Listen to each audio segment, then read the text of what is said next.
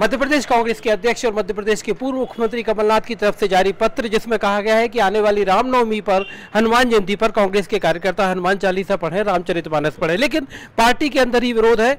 Arif Masood party के विधायक हैं भोपाल से, साथ ही साथ all India Muslim personal law board के मेंबर भी हैं। सर, मतलब क्या आपको आपत्ति है, क्या एतराज है? देखिए, इस तरह के परिपत्र से हम खुद सवाल खड़ा कर देते हैं। ये परिपत्र ठीक नहीं है। दो सवाल इस पे खड़े होते हैं। एक पहला जो मुझे एतराज़ है कि आपने हनुमान जयंती का आपने जिक्र करा, आपने नवरात्रि का जिक्र करा, आपने रमज़ान को छोड़ दिया, आपने अंबेडकर जयंती छोड़ दी, आपने गणगौर का प्रोग्राम छोड़ दिया, आपने गुड फ्राइडे छोड़ दिया। तो हम तो सामने वाली पार्टी से हमारा झगड़ा इस बात का है, जो देश में एक बड़ा तबका कांग्रेस को चाहता है, वो इसलिए चाहता है जो मुल्क इस सांचे के साथ बना है कि सभी धर्म साथ संभाव वाला, तो वो आपने खुद ही ने छोड़ दिया। तो उस पर हमको एतराज़ होगा कि ऐसा परिपत्र ठीक नहीं है। ये पूरा पत्र जो हमारे हाथ में है, इस वक्त पत्र में लिख रहे हैं कि 10 तारीख को हनुमान चालीसा और उसके बाद जो रामनवमी पर बाकायदा रामचरितमानस पढ़े जाएं। इसमें जो लिखा है कि भगवान राम की पूजा अर्चना के कार्यक्रम हो, हनुमान जयंती पर सुंदरकांड पढ़ा जाए, हनुमान चालीसा पढ़ा जाए। ये मतलब ये है क्या आखिर? मैं तो खुद नहीं समझ पा रहा कि एक राजनीतिक दल को ये बात कहना पड़ रही है। हनुमान चालीसा हमेशा पढ़ा जाता है, रामनवमी के जुलूस हमेशा निकलते हैं, भव्य निकलते हैं और भव्य निकलेंगे। उस भव्य निकलने के लिए आयोजन समितियां अपने अपने ढंग से करती हैं और शहर की जनता उसका इस्तकबाल करती है। दूसरे समाज के लोग भी करते हैं, मुस्लिम समाज के लोग भी करते हैं। लेकिन हमें अलग से परिपत्र जारी करने की आवश्यकता क्यों हुई? और जब परिपत्र जारी करना था तो बाकी धर्मों को क्यों छोड़ा? हनुमान जयंती जो है, खास तौर पर कमलनाथ जो पूर्व मुख्यमंत्री हैं, वो तो अपने आप को हनुमान भक्त कहते हैं।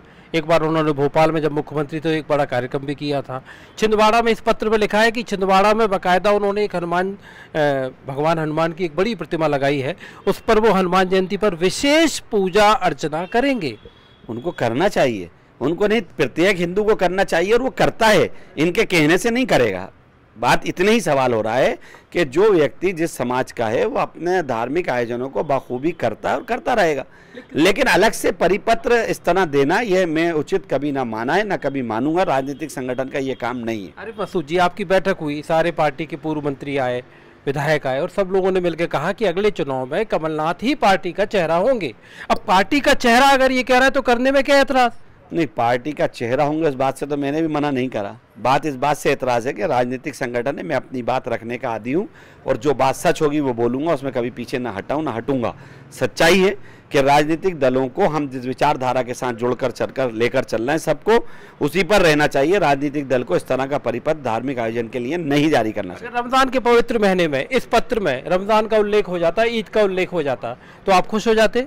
नहीं, फिर अंबेडकर जयंती छूटती तो भी मैं खुश नहीं होता। बाबा साहब को आप कैसे छोड़ सकते हो, जिसने देश का बड़ा काम करा, संविधान दिया, जिस हक के ऊपर हम आज बात कर रहे हैं। गणगौर का एक त्यौहार बहुत बड़ा एक वर्ग मनाता है, गुड फ्राइडे आपने क्यों छोड़ दिया? मेरा यही कहना है, या तो हम सबको लेके बात करें, अदरवाइज राजनीतिक दल को राजनीतिक बात करना चाहिए। पत्र को लेके विपक्ष, मतलब जो बीजेपी है, वो तो आपकी पार्टी को टारगेट कर रही है, हमला कर रही है, और अब पार्टी के अंदर से भी आवाज़ें आने लगी। हम इस तरह के काम करेंगे तो मौका सामने वाले को स्वतः मिल जाएगा। इसीलिए मैं कह रहा हूँ कि कांग्रेस एक बहुत संस्कारित पार्टी है, बहुत आइडियोलॉजिकल पार्टी है। कांग्रेस को बड़े खून पसीना मेहनत कर कर इस देश में कांग्रेस खड़ी हुई थी, इस बात को लेकर कि एक तरफ नफरत बांटने वाली जमातें थी। अगर आपको याद हो पुराने दौर में, तो जब देश आज़ाद हुआ था तो एक तरफ मुस्लिम लीग थी जो मुसलमानों की आवाज़ लगा रही थी, एक तरफ एक पार्टी थी जनता पार्टी और आरएसएस जो सिर्फ हिंदुत्व की बात कर रही थी। उस बीच में कांग्रेस एक सबको लेकर खड़ी हुई थी, जिस पे पूरी देश की जनता ने भरोसा करा था। तो कांग्रेस को आज भी उसी आइडियोलॉजी पर रहना चाहिए, ऐसा मेरा मानना है। आपकी पार्टी आरोप लगाती है कि बीजेपी हिंदू मुस्लिम की राजनीति करती है, बीजेपी बहुसंख्यकों की राजनीति करती है, ये आपकी पार्टी का आरोप है। तो हो सकता है कि चुनावी गणित में जो आपकी पार्टी को ये उचित लग रहा हो?